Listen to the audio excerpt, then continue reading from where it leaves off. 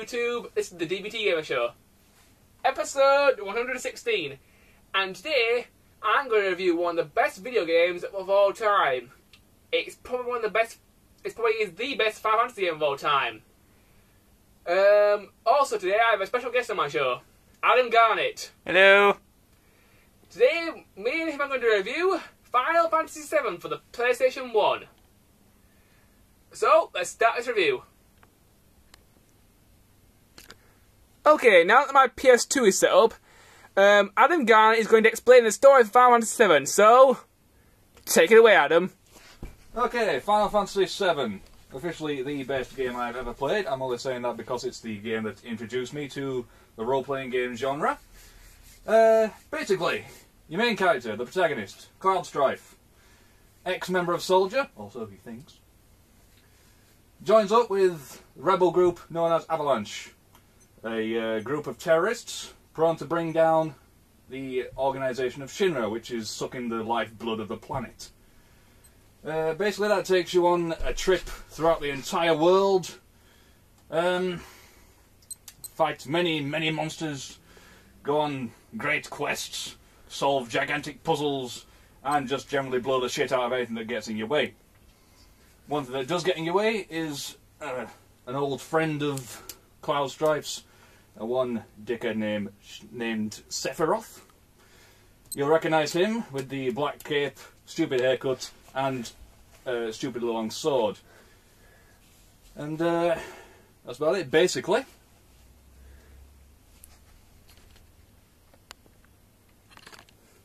Okay, now that Adam's covered the story quite briefly and quite simplified, we will now start the review.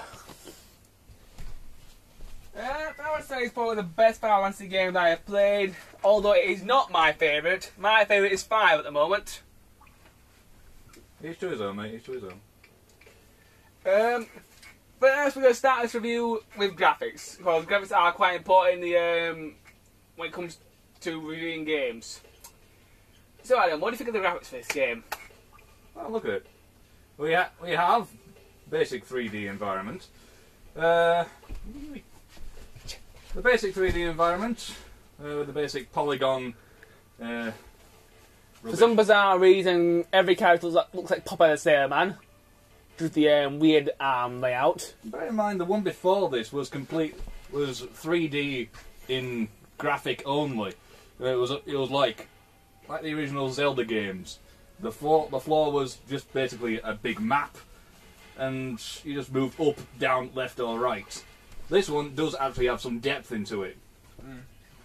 As I'm rather rubbishly observing here. You can go further away, closer to the screen, further away, closer to the screen, further away. Adam. Anyway. So the graphics are good then? Graphics, pretty good for the time. It was it 1997 this came out? I'm not too Probably sure. 96 or 95 in Japan, I'm not sure. But Well, I thought the graphics were pretty good, although I did think, although there was a very big problem with perspective due to the camera being fixed all the time, because sometimes the game would zoom out and Cloud would turn into a midget. yes, your main character would disappear onto the background. The only way you could really see him, if I can just demonstrate that now, is that.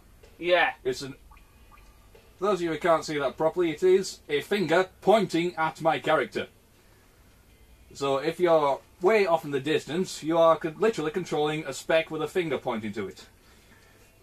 But that is the peril with fixed cameras. The background stays the same, the only thing that moves is the character, really. Okay.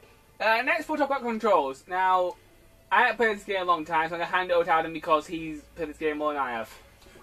Controls are pretty straightforward. Your basic up, down, left, right to control your dude. Hold down cancel to run, which is preferable because, frankly, look at Walking's just boring. It's going to take you years to get through the game moving at this speed. Seriously, it is. As for the controls in battle, it's pretty much just point and click, really. So we can go to a place where the battles are a bit easier than they are here. Yeah. I thought the controls were pretty good as well, although when you start the game up, circle being to select everything was a pain in the arse. change the control configuration is quite a good idea if you don't like the controls. It's just in the options menu. This is a little side quest, if you like. I'm basically in a submarine going underwater. Well, of course. Where else would you put a submarine? Shut up! I'm trying to add lid here. Shut up. It's basically pretty much easy as well. You don't really need to go up and down, but it's there if you want it. Those of you who are wondering, that's Emerald Weapon over there in the distance, that big green blob. Of pixels. Officially the hardest boss in the game, however I do disagree. Ruby Weapon is a lot harder. And get out of the depths. So, what did you think of the music, Adam? The music, well, absolutely fantastic, because it is written and composed by Nobuo Uematsu, officially the best composer outside of, from Japan. Well, frankly, the only composer of Japan I've ever heard, but still. Bloody good.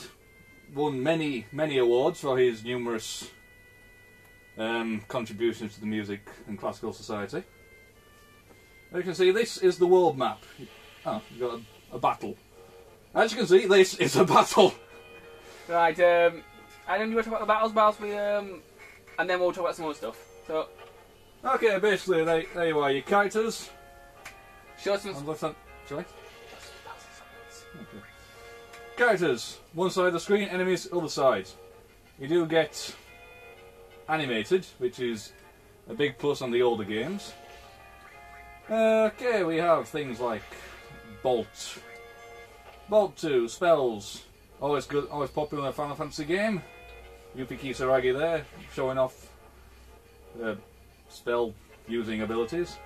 And yes, that piece of music has irritated the crap out of every Final Fantasy fan since the dawn of time. I like it.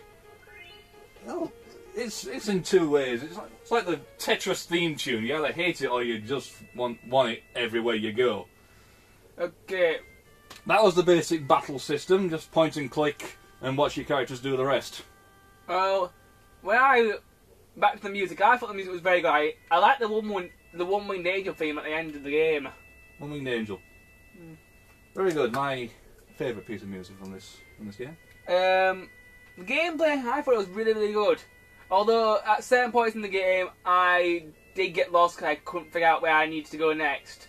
But most of the time, I managed to get my way through the story. What did you think of the gameplay, Adam?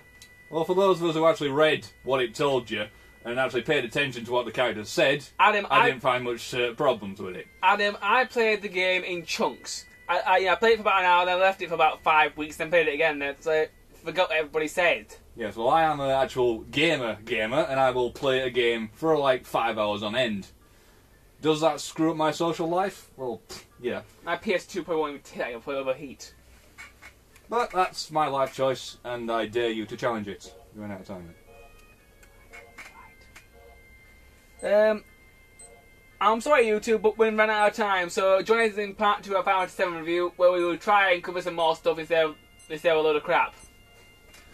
See you in the next part.